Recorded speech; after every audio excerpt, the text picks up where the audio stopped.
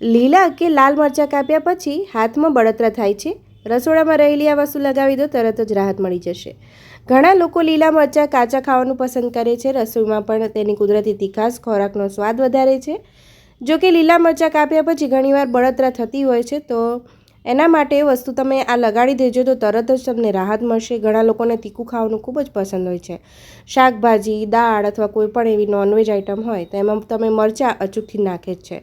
તો સૂકી લાલ મરચી હોય કે પછી લીલી મરચી ભોજનમાં નાખવાથી તેનો સ્વાદ તો તીખો થાય છે જ, પણ તે આરોગ્ય માટે પણ ફાયદાકારક હોય છે. ખાસ કરીને લીલી મરચાં ખાવાથી ઘણા પ્રકારના આરોગ્ય લાભો મળે છે. ઘણીવાર જમવાનું બનાવતી વખતે શાક કે તમે કોઈ પણ જાતનું તમે રાંધો છો તો તમે એમાં લીલા મરચાં કાપીને નાખો છો, ઝીણા સમારીને.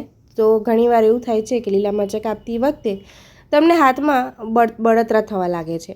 આ પછી માત્ર પાણીથી ધોવાથી અથવા તો સાબુથી પણ મરચાંની બળતરા દૂર થતી નથી. તો તમે એ વખતે શું કરશો? બળતરાથી પરેશાન રહો છો તો તમારે પરેશાન થવાની જરૂર નથી, હેરાન થવાની જરૂર નથી, કારણ કે અમે તમારા માટે લાવી રહ્યા છીએ એક સરળ હેક જે તમને ઘરમાંથી જ તમારી જે બળતરા છે દૂર કરી દેશે. લીલા મરચાંની બળતરા હાથમાંથી દૂર કરવાની ટિપ્સ. તો લીલા મરચાં કાપતી વખતે તમને જો બળે છે તો તે માત્ર પાણી અથવા સાબુથી સરળતાથી દૂર નહીં થાય. આ માટે તમારે ડેરી પ્રોડક્ટ્સ જેમ કે દૂધ, માખણ, ઘી અથવા દહીંની જરૂર પડશે.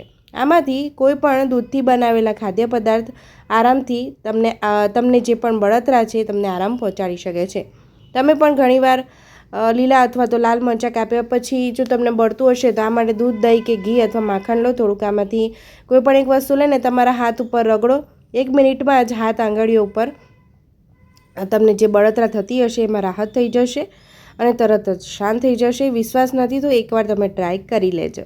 વિડીયો મારો ગમ્યો હોય તો તમે મારી ચેનલને લાઇક, શેર અને સબસ્ક્રાઈબ કરી દેજો. નોટિફિકેશન બેલ આઇકોન પર ક્લિક કરી દેજો. તમે મારો વિડીયો કયા શહેર અને કયા દેશમાંથી જોઈ રહ્યા છો એ પણ મને કમેન્ટમાં ચોક્કસ જણાવજો, જેથી હું તમને થેન્ક યુ કહી શકું. મારો વિડીયો ચેક સુધી જોવા બદલ તમારો ખૂબ ખૂબ આભાર. આવજો.